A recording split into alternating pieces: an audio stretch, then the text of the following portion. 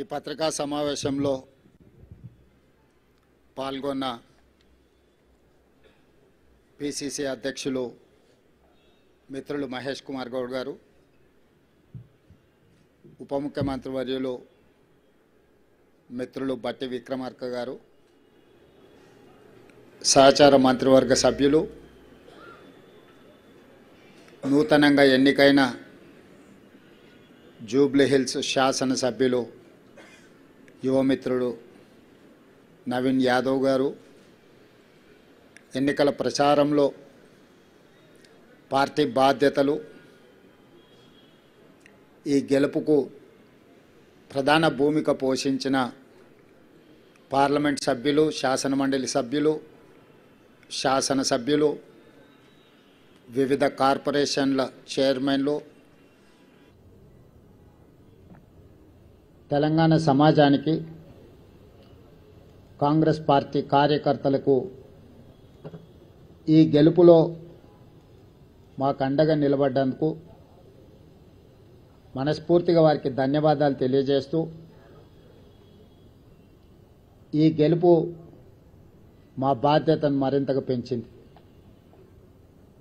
2 సంవత్సరాలు పూర్తి చేసుకుంటున్న సందర్భంలో హైదరాబాద్ నగరంలో సాధారణ ఎన్నికల్లో మాకు పెద్దగా సానుకూలమైన ఫలితాలు లేని సందర్భంలో ఇప్పుడు ప్రజలు అండగా నిలబడి కాంగ్రెస్ పార్టీని ఆశీర్వదించి తెలంగాణ రాష్ట్రాన్ని సంక్షేమంలో, అభివృద్ధి కార్యాచరణలో ముందుకు వెళ్ళండి, బాధ్యతతో ఈ కార్యక్రమాలను నిర్వహించండి అని చెప్పి మమ్మల్ని ఆశీర్వదించడం జరిగింది. దీన్ని ప్రజల యొక్క ఆశీర్వాదంగా, దీని యొక్క బాధ్యతగా కాంగ్రెస్ పార్టీ నాడు స్వీకరించడం జరిగింది. ఎన్నికల్లో నెగ్గితే ఉప్పొంగిపోవడం, ఓడిపోతే కుంగిపోవడం అనేది కాంగ్రెస్ పార్టీకి తెలీదు. కాంగ్రెస్ పార్టీకి తెలిసిందల్లా ప్రతిపక్షంలో ఉంటే ప్రజా సమస్యల మీద పోరాటం చేయడం, ప్రభుత్వంలో ఉంటే ప్రజా సమస్యల్ని పరిష్కరించడానికి నిరంతరం ప్రయత్నం చేయడమే కాంగ్రెస్ పార్టీకి తెలుసు.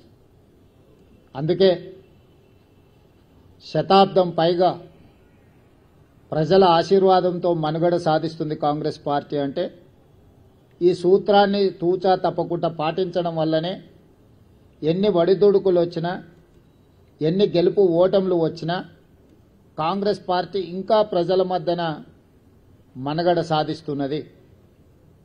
అందుకే ఈనాడు జరిగిన జూబ్లీహిల్స్ ఉప ఎన్నికల సరళిని మీరందరూ గమనించారు.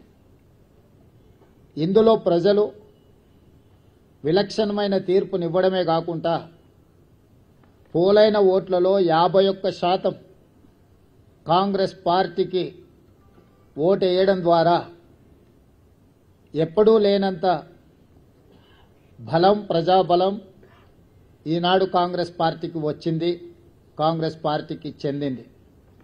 ఈ ఎన్నికల్లో దాదాపుగా 51% ఓట్లు కాంగ్రెస్ పార్టీకి, 38% ప్రధాన ప్రతిపక్షమైన బీఆర్ఎస్ పార్టీకి, 8% భారతీయ జనతా పార్టీకి ప్రజలు ఓట్లు వేయడం జరిగింది. దీని ద్వారా ఎవరి పాత్ర ఏంది, గత 2 సంవత్సరాల నుంచి ప్రజలు నిశితంగా గమనించి ఒక నిర్ణయానికి వచ్చి ఈనాడు ప్రజలు ఈ విధమైన తీర్పును ఇవ్వడం జరిగింది. అందుకే ఈనాడు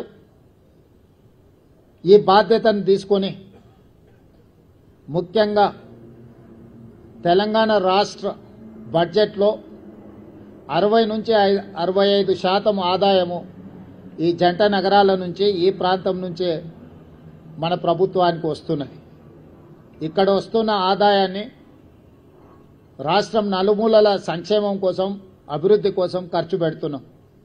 ఈ నగరాన్ని కాపాడుకోవడం, ఈ నగరాన్ని అభివృద్ధి చేసుకోవడం, ఈ నగరంలో నివసిస్తున్న ప్రజలకు మౌలిక వసతులను అభివృద్ధి చేయడం, ఉద్యోగ ఉపాధి అవకాశాలు పెరగడానికి అవసరమైన ప్రణాళికలు రచించడం అనే దాన్ని పూర్తి స్థాయిలో మా ప్రభుత్వం నిర్వహిస్తుంది.